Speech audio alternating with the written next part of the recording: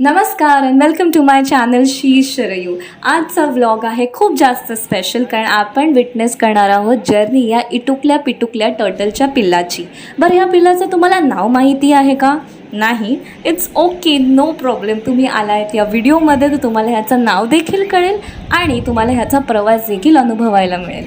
तर आपण आज एक्सप्लोअर करणार आहोत महाराष्ट्रामधील हिडन जेम, ज्याचं नाव आहे वेळास बीच. हा फक्त बीच नाही आहे दोस्तो, ही एक आहे कॉन्झर्वेशन सक्सेस स्टोरी, जिथे लोकल विलेजर्स आणि व्हॉलेंटियर्स मिळून एंडेंजर्ड ऑलिव्ह रिडली टर्टल्सला सेफ लाईफ देतात. तर what makes Velas so special? बरं, हा फेस्टिवल जो आहे तो दरवर्षी फेब्रुवारी ते एप्रिल महिन्यामध्येच असतो. आणि इथे जर तुम्हाला यायचं असेल तर कसं यायचं, कुठली बस घ्यायची, कोणाला अप्रोच करायचं, खूप गोष्टी आहेत ना मनामध्ये. It's okay, I am going to give you the details of each and everything. पहिलं तर आपल्याला ट्रॅव्हल रूट फिगर आउट करायचा आहे. जर तुम्ही मुंबईपासून येत असाल तर मुंबईपासून वेळास ॲप्रॉक्सिमेटली 220 किलोमीटर आहे. तुम्ही कारने ट्रॅव्हल केलात तर 5 ते 6 तास लागतात वाया NH66. रूट असेल मुंबई, माणगाव, मंडणगड आणि आहे वेळास पुढे. फ्रॉम पुणेपासून डिस्टन्स अप्रॉक्सिमेटली 200 किलोमीटर आहे. ट्रॅव्हल टाईम आहे 5 आवर्स आणि रूट असेल पुणे ते तामिणी घाट, माणगाव, मंडणगड आणि वेळास. ट्रेनने विचार करत असाल तर नियरेस्ट रेल्वे स्टेशन आहे खेड, आणि खेडवरून तुम्हाला टॅक्सी किंवा लोकल ट्रान्सपोर्ट घेऊन वेळासला जायला लागतं, जे अप्रॉक्सिमेटली 50 किलोमीटर्स आहे.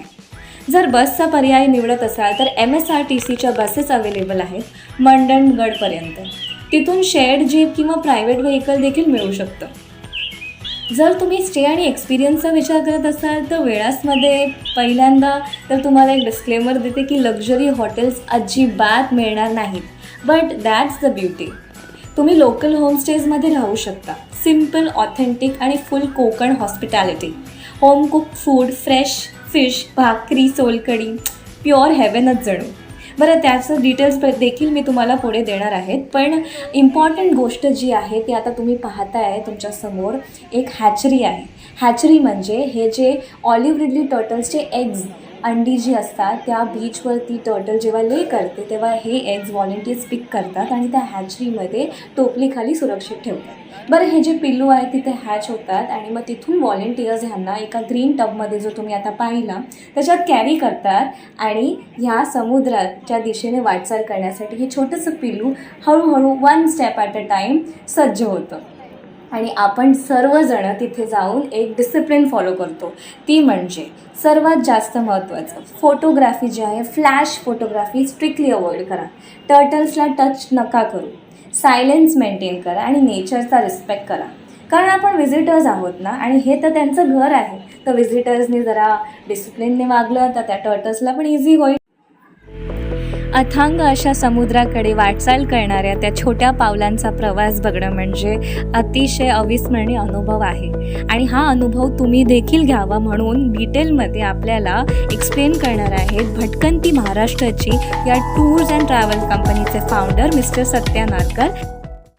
प्रकारे आम्हाला करता येते, कारण एकाच वेळेला सगळ्या ऑर्गनायझेशनचे लीडर्स आम्हाला तिथे उभे असतात. ओके, मॅनेजमेंट पण आमची स्ट्रॉंग आहे आणि हे गेली 2 वर्ष आम्ही करतो आहे. तो सगळे एकत्र करण्याचं कारण थोडक्यात मी तुम्हाला सांगितलं.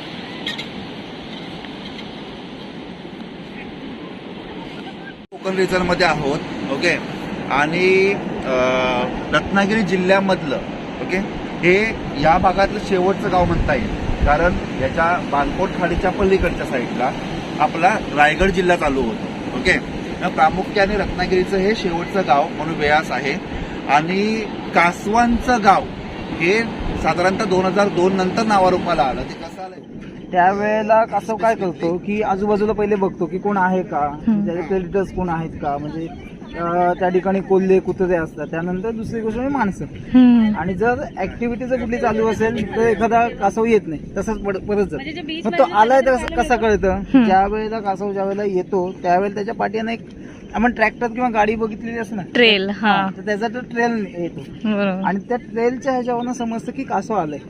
आणि ज्या वेळेला कासव एखाद्या ठिकाणी येतो त्यानंतर तो कासव काय करतो की खड्डा करतो. तो खड्डा केल्याच्या नंतर त्यामध्ये अंडी घालतो. 1 ते 1.5 फूट खड्डा असतो, अंडी घालतो आणि त्याच्यावरती परत माती टाकतो.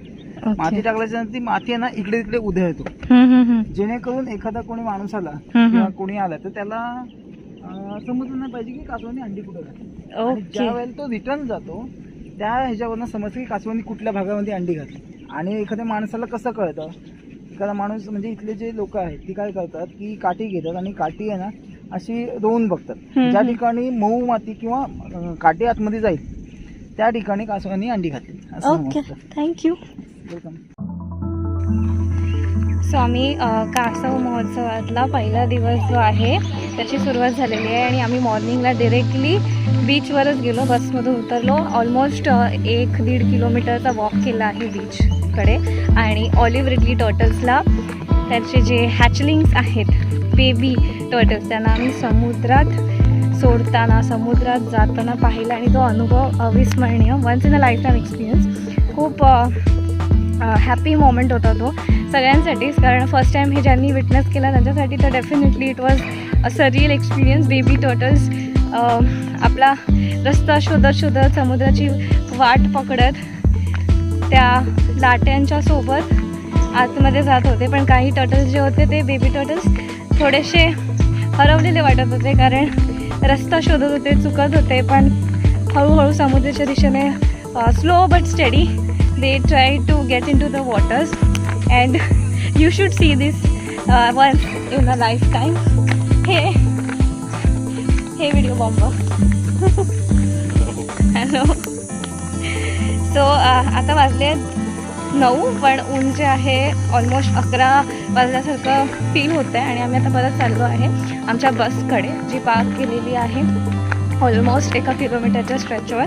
But morning sun, vitamin D, full energized, feeling good, and will head to the bus. त्याच्यानंतर आम्ही जाणार आहोत आमच्या होमस्टेमध्ये. आणि होमस्टे जो आहे तो थोडाच लांब आहे आमच्या बसपासून. सो पाहूयात कसं आहे होमस्टे. तर ही आमची बस आणि आता आम्ही चाललो आहे होमस्टेच्या दिशेने. सुंदर अशा दिवसाची सुंदर अशी सुरुवात झाल्यानंतर आम्ही आता जाणार आहोत आमच्या सुंदर अशा होमस्टेमध्ये, जो आहे अगदी विलेज वाईब देणारा टिपिकल आपलं कौलारू घर. कसा असेल होमस्टे जाणून घेऊया नेक्स्ट व्लॉगमध्ये. Until then, thank you for watching. Don't forget to like, share and subscribe to my channel. Peace and love from Sharayu.